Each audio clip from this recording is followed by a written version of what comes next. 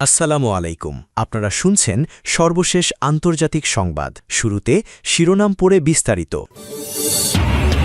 নতুন প্রযুক্তি দিয়ে হামলা আক্রমণ ঠেকাতে হিমশিম খাচ্ছে ইসরায়েল। ইসরায়েলের হামলায় শিশুদের ভয়াবহ মূল্য দিতে হচ্ছে জাতিসংঘ। সীমান্ত সুরক্ষা ভারতের জন্য গুরুত্বপূর্ণ বিষয়, রণধীর জয়সওয়াল। ইরানি হামলার ক্ষতি কাটাতে পারছে না আমিরাত, দিল দুঃসংবাদ। সর্বশেষ থাকছে বিশ্ববাজারে তেলের দামে বড় লাফ। দর্শক, শুনছিলেন সংবাদ শিরোনাম। এবার জানিয়ে দিব বিস্তারিত সংবাদ। তবে তার আগে অনুরোধ থাকবে, ভিডিওটিতে একটি লাইক দিন এবং ভিডিও সম্পর্কে আপনাদের গুরুত্বপূর্ণ মতামত কমেন্ট করে জানিয়ে দিন। নতুন প্রযুক্তি দিয়ে হামলা আক্রমণ ঠেকাতে হিমশিম খাচ্ছে ইসরায়েল। লেবানন থেকে আসা হিজবুল্লাহর উন্নত প্রযুক্তির ফাইবার অপটিক ড্রোন মোকাবেলায় এখনও কার্যকর সমাধান খুঁজে পাচ্ছে না ইসরায়েলি সেনাবাহিনী। দেশটির গণমাধ্যমে প্রকাশিত প্রতিবেদনে এ তথ্য জানানো হয়েছে। শনিবার সংবাদ মাধ্যম কান এক প্রতিবেদনে জানিয়েছে, হিজবুল্লাহর ড্রোন হামলা ঠেকাতে ইসরায়েলি সেনাবাহিনী সম্প্রতি দক্ষিণ লেবাননে স্মার্ট টার্গেটিং সিস্টেম মোতায়েন করেছে। প্রতিবেদনে এক ইসরায়েলি সামরিক কর্মকর্তার বরাতে বলা হয়, রাতের অভিযানে চলমান লক্ষ্যবস্তুতে আরও নির্ভুলভাবে গুলি চালাতে সেনাদের মধ্যে শত শত ড্যাগার নাইট ভিশন স্কোপও বিতরণ করা হয়েছে।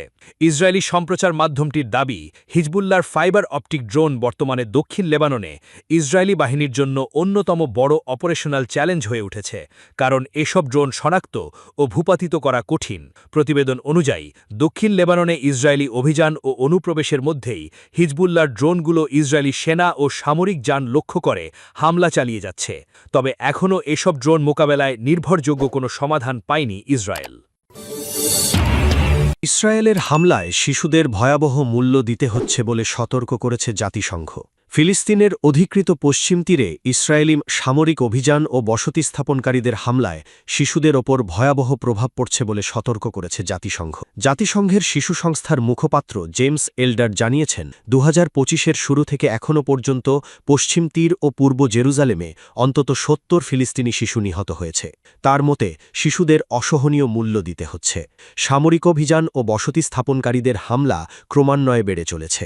তার তথ্য অনুযায়ী ২০২৫-এর শুরু থেকে গড়ে প্রতি সপ্তাহে অন্তত একজন ফিলিস্তিনি শিশু নিহত হয়েছে। একই সময়ে আহতও হয়েছে আরও প্রায় ৮৫০ শিশু। অধিকাংশ হতাহত হয়েছে গুলিবর্ষণের ঘটনায়। জাতিসংঘ জানিয়েছে, গত মার্চে ইসরায়েলি বসতি স্থাপনকারীদের হামলায় আহত ফিলিস্তিনির সংখ্যা ছিল গত ২ দশকের মধ্যে সর্বাধিক। সংস্থাটির মতে, ইসরায়েলি হামলার কারণে শিশুদের বেঁচে থাকা ও স্বাভাবিকভাবে বেড়ে ওঠার মৌলিক পরিবেশও ধ্বংস হয়ে যাচ্ছে। বাড়িঘর গুড়িয়ে দেওয়া হচ্ছে, শিক্ষা ব্যবস্থা ভেঙে পড়ছে, পানির অবকাঠামো ক্ষতিগ্রস্ত হচ্ছে, স্বাস্থ্যসেবায় বাধা সৃষ্টি করা হচ্ছে এবং মানুষের চলাচল সীমিত করা হচ্ছে। সীমান্ত সুরক্ষা ভারতের জন্য গুরুত্বপূর্ণ বিষয়, রণধীর জয়সওয়াল। ভারত বাংলাদেশ সীমান্তে কাঁটাতারের বেড়া নির্মাণকে ঘিরে নতুন করে আলোচনা শুরু হয়েছে দুই দেশে। পশ্চিমবঙ্গের নতুন মুখ্যমন্ত্রী শুভেন্দু অধিকারী সীমান্তে বেড়া নির্মাণের জন্য দ্রুত জমি হস্তান্তরের ঘোষণা দেওয়ার পর বিষয়কে নিয়ে কূটনৈতিক মহলেও তৎপরতা দেখা দিয়েছে। নয়াদিল্লিতে মঙ্গলবার ১২ই মে ভারতের পররাষ্ট্র মন্ত্রণালয়ের সাপ্তাহিক ব্রিফিংয়ে এ প্রসঙ্গে কথা বলেন মুখপাত্র রণধীর জয়সওয়াল। তিনি জানান, সীমান্ত সুরক্ষা ভারতের জন্য গুরুত্বপূর্ণ বিষয় এবং সেই দৃষ্টিকোণ থেকেই পশ্চিমবঙ্গ সরকারের সিদ্ধান্তকে দেখা হচ্ছে। তবে এই পদক্ষেপ বাংলাদেশ ভারত সম্পর্কের ওপর কোনো প্রভাব ফেলবে কিনা সে বিষয়ে প্রশ্ন করা হলে এড়িয়ে যান তিনি। সোমবার পশ্চিমবঙ্গের নতুন সরকারের প্রথম মন্ত্রিসভা বৈঠকের পর মুখ্যমন্ত্রী শুভেন্দু অধিকারী ঘোষণা দেন, বাংলাদেশ সীমান্তে কাঁটাতারের বেড়া নির্মাণের জন্য সীমান্ত রক্ষা বাহিনীকে ১.৫ মাসের মধ্যে প্রয়োজনীয় জমি বুঝিয়ে দেওয়া হবে। এই ঘোষণার পর বাংলাদেশ থেকেও প্রতিক্রিয়া আসে। প্রধানমন্ত্রীর পররাষ্ট্র বিষয়ক উপদেষ্টা হুমায়ুন কবির বলেন, কাঁটাতারের বেড়া দিয়ে বাংলাদেশকে ভয় দেখানোর সময় এখন আর নেই। বাংলাদেশের জনগণ ও সরকার এসবকে ভয় পায় না বলেও মন্তব্য করেন তিনি। এদিকে দিল্লির ব্রিফিংয়ে অবৈধভাবে ভারতে অবস্থানরত বাংলাদেশিদের অনুপ্রবেশের প্রসঙ্গও উঠে আসে। এক প্রশ্নের জবাবে রণধীর জয়সওয়াল বলেন, অবৈধভাবে ভারতে অবস্থানরত প্রায় ২,৮৬০ জনের নাগরিকত্ব যাচাইয়ের জন্য বাংলাদেশকে আগেই অনুরোধ করা হয়েছে।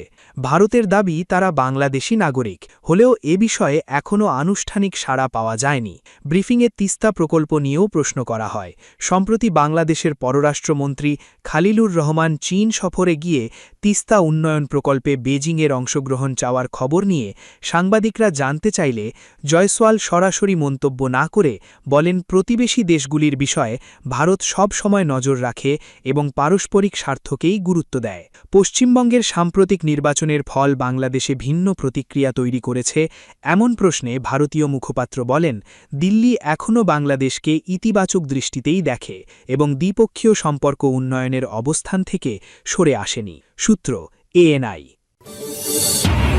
ইরানি হামলার ক্ষতি কাটাতে পারছে না আমিরাত, দিল দুঃসংবাদ। ইরানের হামলায় ক্ষতিগ্রস্ত হওয়ার পর সংযুক্ত আরব আমিরাতের বৃহৎ গ্যাস প্রক্রিয়াজাত কেন্দ্র এখনও পুরো সক্ষমতায় ফিরতে পারেনি। দেশটির জ্বালানি প্রতিষ্ঠান মঙ্গলবার ১২ মে জানিয়েছে, পূর্ণ উৎপাদনে ফিরতে আরও সময় লাগবে। আবুধাবি ভিত্তিক গ্যাস কমপ্লেক্সটি বর্তমানে মাত্র ৬০% সক্ষমতায় চলছে। প্রতিষ্ঠানটির আশা, আগামী বছরের শেষ নাগাদ ৮০% উৎপাদন সক্ষমতা পুনরুদ্ধার করা সম্ভব হবে এবং পুরোপুরি স্বাভাবিক অবস্থায় ফিরতে সময় লাগবে আরও ১ বছর। আর্থিক প্রতিবেদনে তারা জানিয়েছে, তাদের নিট আয় কমে দাঁড়িয়েছে প্রায় $১১০ কোটি, যা আগের বছরের একই সময়ের তুলনায় ১৫% কম। প্রতিষ্ঠানটির দাবি, পশ্চিম এশিয়ার যুদ্ধ পরিস্থিতি, বাজারের অস্থিরতা এবং হরমুজ প্রণালীতে ইরানের অবরোধের কারণে জ্বালানি খাত বড় ধরনের সংকটে পড়েছে। যুদ্ধ চলাকালীন একাধিকবার ওই গ্যাস স্থাপনায় হামলা হয়। আকাশে প্রতিহত করা মিসাইলের ধ্বংসাবশেষ করে কয়েক দফা আগুন লাগারও ঘটনা ঘটে। ইরান যুদ্ধের সময় আমিরাতের বিভিন্ন বিমানবন্দর, জ্বালানি স্থাপনা এবং মার্কিন সামরিক স্থাপনাকেও লক্ষ্য করে হামলা চালিয়েছিল। সূত্র আল জাজিরা। বিশ্ববাজারে তেলের দামে বড় লাভ। যুক্তরাষ্ট্র ও ইরানের মধ্যে শান্তি আলোচনায় নতুন অচলাবস্থার জেরে আন্তর্জাতিক বাজারে তেলের দাম হঠাৎ বেড়ে গেছে। সরবরাহ নিয়ে নতুন করে উদ্বেগ তৈরি হওয়ায় একদিনেই তেলের দাম ৩% বেশি বৃদ্ধি পেয়েছে। আন্তর্জাতিক বাজারে ব্রেন্ট অপরিশোধিত তেলের দাম ব্যারেল প্রতি বেড়ে দাঁড়িয়েছে $১৬০.৬৮, যা আগের তুলনায় ৩.৩% বেশি।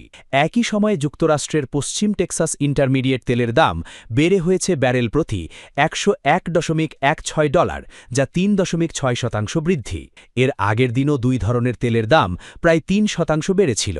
বিশেষজ্ঞদের মতে, যুদ্ধবন্ধে দেওয়া প্রস্তাব নিয়ে যুক্তরাষ্ট্র ও ইরান পরস্পরের অবস্থান প্রত্যাখ্যান করায় বাজারে নতুন করে উত্তেজনা তৈরি হয়েছে।